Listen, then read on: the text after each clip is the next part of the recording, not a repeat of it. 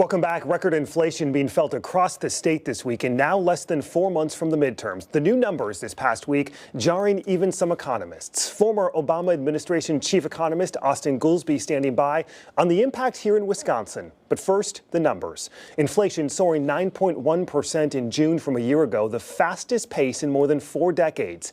Gasoline up nearly 60%, energy up nearly 42%, and food costs up more than 10%. This weekend, all being felt from Kenosha to Superior. Do you have a picture of her ID?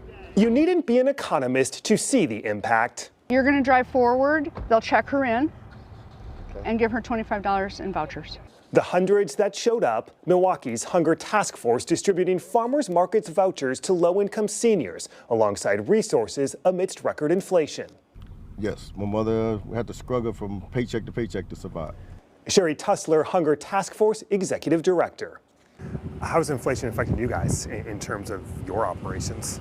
Inflation hurts people, and it hurts the food bank. It hurts the cost of gas for us, transportation. Cardboard, of all things, costs twice as much as it used to.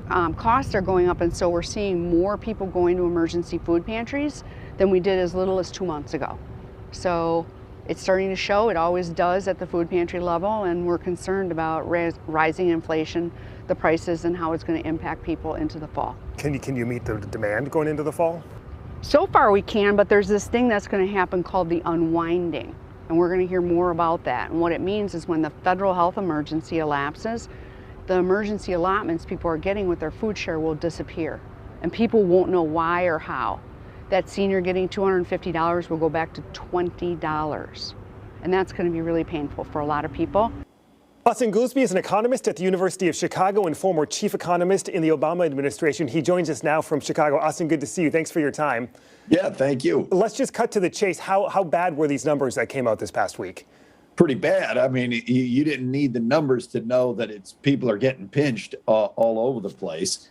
I think the headline number of over 9%, you're seeing similar giant numbers really all around the advanced world. So in the UK and Germany, even in Japan, they're having the highest inflation in 40 years.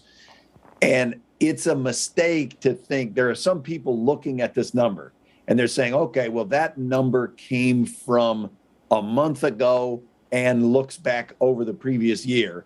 And we know that, say, the price of oil and the price of gas have come down since that number came out. But I think it's a little bit of a mistake to be overconfident in the persistence of that. If you look at the parts of this report that weren't fuel and weren't food, it didn't go down. It actually went up. And so that's why the Fed is probably going to generate a recession to try to slow it down and get that number down. I was going to say, is there any scenario where the Fed doesn't raise interest rates again? No, absolutely not. The Fed is going to raise interest rates. The only question is, are they going to raise interest rates so rapidly and by so much that it literally drives us into recession? And it might. We've been in environments like this before.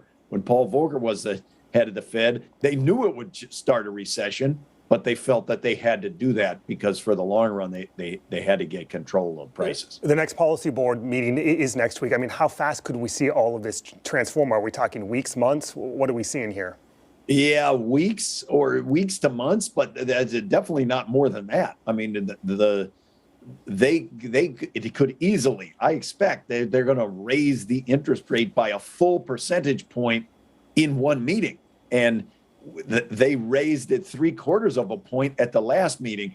That's a kind of a rate of increase that we haven't seen in decades. From where we are at this point, what does a 1% increase mean for us sitting at home just in everyday life?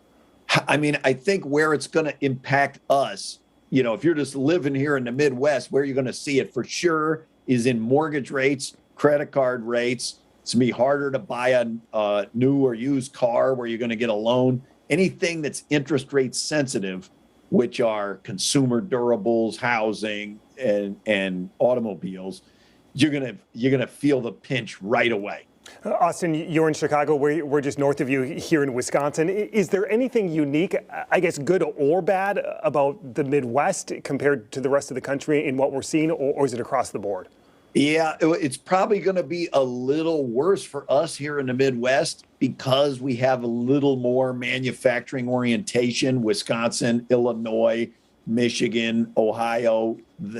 If you have more manufacturing, that's the sector that's likely to be the most directly impacted by higher interest rates. Those are the more cyclically sensitive sectors. You're no stranger to the politics of everything involving the economy. The fact that we have a midterm now just months away, how is that factoring into the conversations and the policy and just what we're seeing in Washington?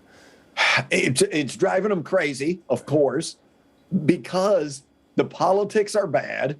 You can see in the polls, people are upset about what's happening with prices, what's happening with the economy, and there's barely anything you can do. The economic timetable is completely different from the political timetable. There's nothing that says like, hey, in the next 3 months, what can you do before the election? The answer is hardly anything. 90+% of what happens in the economy has nothing to do with Washington. So mostly it's just going to be frustrating for anybody who's an incumbent. Austin Goolsbee, former chief economist in the Obama administration, now economist at the University of Chicago. Hey, thank you so much for your time. Yeah, great talking to you, man.